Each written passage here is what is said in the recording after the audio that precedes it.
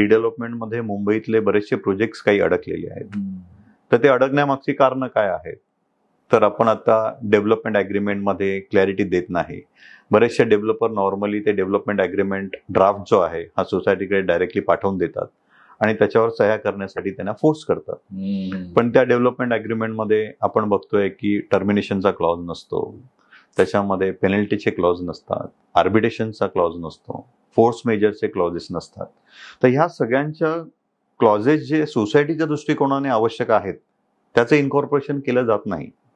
So agreement म्हणजे काय? तर बेसिकली डेव्हलपर आणि सोसायटी या दोघांमध्ये विन विन पोझिशन मध्ये ते क्लॉजेस टाकणं गरजेचं आहे. दोघांचंही हित जपलं गेलं पाहिजे. त्याला त्या अग्रीमेंटला डेव्हलपमेंट अग्रीमेंट असं म्हटलं जातं. सो हे डेव्हलपमेंट अग्रीमेंट बेसिकली सोसायटी आणि डेव्हलपर ह्या दोघांमध्ये होतं.